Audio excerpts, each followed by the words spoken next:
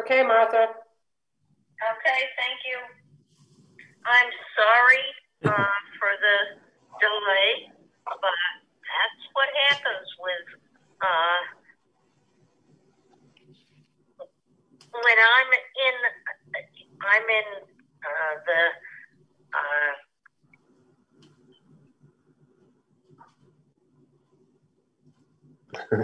I think we lost it. The joys of living in Waldo County. We were talking Aroostook County. But. Okay, so Willy Wags is what I call it. So I didn't know if you heard that, but that's what I said. So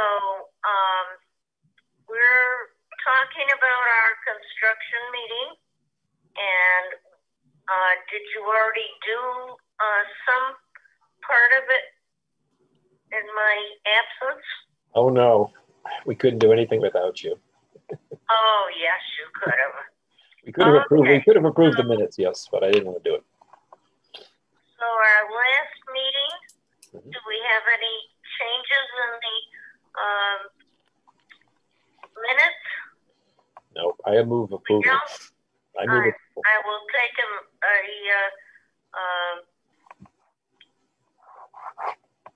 motion, please. I so moved, Peter. I moved it. Thank you. Anybody else there? I heard Jane second it. Is that correct, Jane? Oh. Yeah. Yes. Thank you, Jane. I didn't hear you. Okay. So all in favor? Aye? Aye. Unanimous. Okay. So now we have to talk about the St. John Valley. And does anybody want to talk about that? We had previously talked that if there was not a unanimous decision that the three units were going to go forward, that we were not going to continue with that. And we now have a clarity that they are not going to go forward with that. So our board has to decide what they're going to do. So I will take anybody's comments. Well, this is Peter. The one thing is we received a letter that essentially said that some people in District, I think it was 27, actually disagree with the school board and think that we should wait until they can get the school board to rescind their letter to us. But as far as I know, that hasn't been done. So from where I sit, the official school board letter is the letter that I'm working off of. It appears that they first started talking about this project in 2014, 2017, earlier this year, July, and I think now the request is that it be expanded to July of 2022. So from where I sit, there's been plenty of time to do this, and whoever the official bodies are, which are the school units, have either made it clear from where they sit that at least the unit 27, I think it is made it clear that this isn't going to go forward. So there's letters from some people that say it could go forward given more time. But my position is that there's been plenty of time to work on this project, and I know how complicated it is, and I know that it's a once in a lifetime opportunity. But from where I sit, I do not believe we should make an extension. It's certainly not an extension to July. So open that up as a discussion point. Thank you, Peter. Do any of the other members of the committee want to talk? Arthur, agree with Peter that submitted to our committee that we've had the request for the extension, which the committee granted. They were supposed to have mediation, and that didn't get a successful resolution. And so I'm not sure exactly how to word the motion, but since the 3 school units, MSAD 27, MSAD 33, and Madawaska School Department could not come together to have a consolidated educational facility that they all could agree on, I move that we conclude that project with, and then move on to other projects. Okay, I think that's a very well worded motion. Does somebody want to second it? I'll second it. Okay. Madam Chair? Madam Chair? Yes. Martha, this is Wilson. I would simply ask that the motion include language that you're recommending to the board. Yes. I was going to say that. Oh, yes. Yes. Yep. I agree. I agree. Fern, are you there? Yes, I am. And I'm just making sure I'm not mute. Sorry about that delay. I will be ready to vote. And, I know that this is very difficult for you because this is your St. John Valley. And I feel very badly because we have spent a lot of money to have them move forward. But I will tell you, I will vote in favor of this because I don't see any other way around it. And that is sad for all of us. So, and I think that's true for Wilson. Right, Wilson? Well, other than the fact that I don't have a vote on your committee, I think that I've made it very clear that this project has enormous potential benefit for the St. John Valley, for all 3 school districts involved. And if it were within my power to wave a wand and have all of the parties come together and move ahead, that wand would have been waved a long time ago. Yes, I think that's true. Okay, so Madam, we have a question. To the board. We have a question. Yep, Fern. Oh, sorry. Madam Chair, I was going to refrain from saying anything, and I do appreciate your understanding of my position. But I am going to say one thing. All the way back in the 1990s, my predecessor in MSAD 33, some of you may remember Jerry White, and he brought the 3 boards together at that time to talk about the possibility of building a new school for the St. John Valley schools. And he even had suggested a location for it. And the MSAD 27 board and the Madawaska School Department boards were not ready at that time. Back in December of 2014, myself and the 2 other Valley superintendents got together and we talked about our declining enrollments, and we explored ways that we could work together.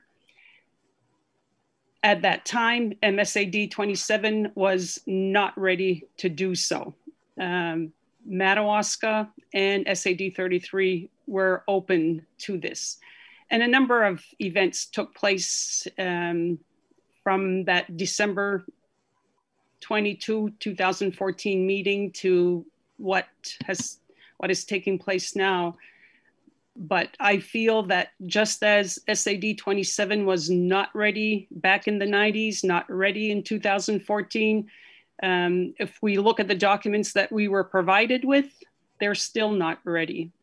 And if you go to, which I did last night, I happened to go to the MSAD 27 webpage, and right on the home page, there are documents there that talk about the mediation, talk about where the town managers and town leaders of the community, some of the communities in SAD 27 stand. And it's an unfortunate situation, but they are showing signs of still not being ready. So as much as I believe that there is merit to the project, we cannot force consolidation on a school that is not ready to consolidate, form an RSU in order to have a new high school. So that's why I was not going to say anything initially, but I see where Peter stands, where Jane stands, and where you stand, Martha. And again, I am ready to vote on it. And Wilson has a comment. Martha, Wilson. Wilson has a request. Would it be possible to ask Scott just to briefly remind us all in advance of the conditions of the integrated consolidated funding cycle that we're in terms of the number of participating schools or districts? Could you just remind us of that, Scott?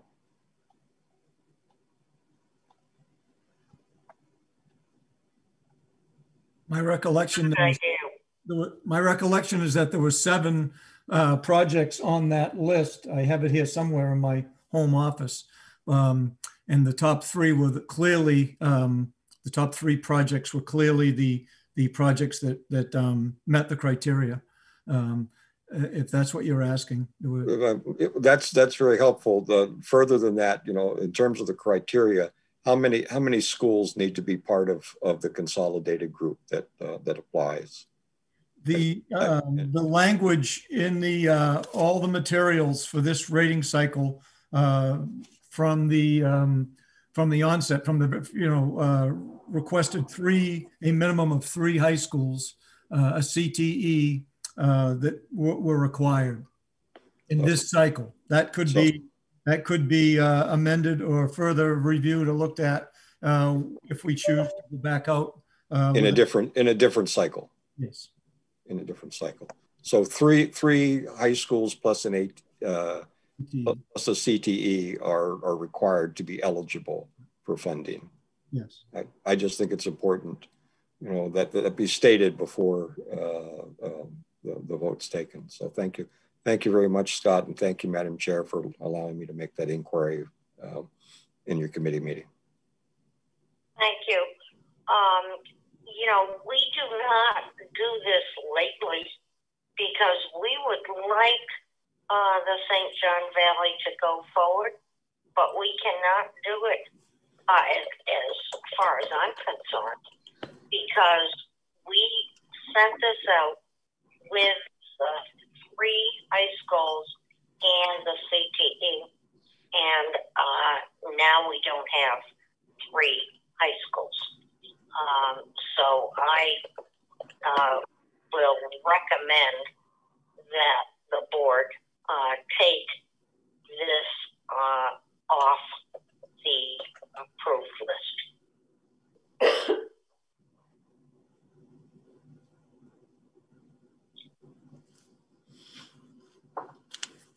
Okay, Martha, I think that's essentially what the motion was, correct? Yeah. Okay, so I think I don't see any hands. So, go ahead. All in favor? Okay, it's unanimous. Mhm. And I think we're okay. So what else do we have on our agenda? Madam Chair, we'll place that on the agenda for the February 10th board meeting. Thank you very much. Right. Thank you. What else do we have on our agenda? Anything? Scott, is there anything you need to tell us about the projects that are going forward? No, there was nothing further that I had on the agenda. We always carry a miscellaneous agenda item. I could say we are in the process of bidding both of those projects that recently came to the board. They continue to move forward with good anticipation of our bidding process. And we continue to work with the other projects on the approved projects list. And that would be all that I would have at this time. Okay. Hey, Martha, Fern's hands up, and then Jane's hands up. So Fern first, I think. Okay, thank you. Yeah. Martha, I'm your eyes for you. I'm your eyes. Okay, I can't see anything because yep. My phone didn't work, so sorry about that. Oh, that's okay. We're a team. We're a team. Go ahead, Fern. I just want to follow up on an article that appeared in the Bangor Daily News. And I read it not that long ago, but it had been written on December 21st. And I just want to question on something that's in the article, a paragraph that reads, although an official letter, and this is in regards to the what used to be the #2 project, the Holton-Hodgdon project. So although an official letter has not come yet from the State Board of Education, the district has verbal confirmation that a proposed consolidated high school for RSU 29, SAD 70, and Region 2 is off the table, RSU 29 Superintendent Ellen Halliday said. That surprised me because, as I mentioned, it was published on December 21st, but we had removed the project from the project's list back in August, our August 11th state board meeting. So whose responsibility is it to send an official letter? You know, here the superintendent is saying, I've only received verbal confirmation. I would think that we would send something in writing, and who sends that in writing? Where should it come from? Whose responsibility is it to send them something? I would think it would be the commissioners, but we'll ask Wilson to find out because it should have been not just verbal. Those communications are typically handled by the commissioner's office, whether it's commissioner herself or one of her designees, and of course they're published in our minutes, which are available to the public as well. But normally, that would be the chain. We can look into that, Fern. Thank you for. But we definitely ordered that. I remember in our meeting. So. Yeah, and I'm not going to put the deputy commissioner on the spot because unless it was specifically delegated to him, there's no reason he should have any knowledge about it. So, but we'll look into that, Fern. Thank you very much. You're welcome. And again, it's the state board meeting of August 11th that we took formal action. Right. And I didn't notice that, Fern. Thank you for noticing it. Then Jane. You're welcome. Jane, Martha and Scott, if there's some new COVID money coming to schools, is some of it spent on ventilation? And if there are, could you update us on that at some point is my question. Thank you. Yes, it's supposed to, and we will try. I'm happy to just chime in to say, yes, it can be used that way. And yes, we could get you some of that information. Great. If you have a particular question about that, Jane, that's more specific? No, I just, you know, the money's out there. I don't know who it processed through that.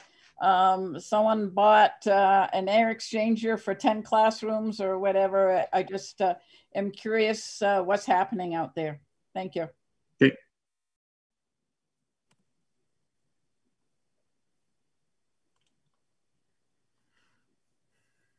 The COVID stuff is a problem.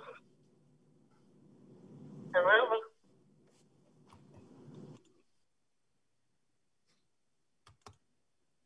I didn't hear your adjective, Martha. The COVID stuff is, yes. I think we could all fill in the blank, but.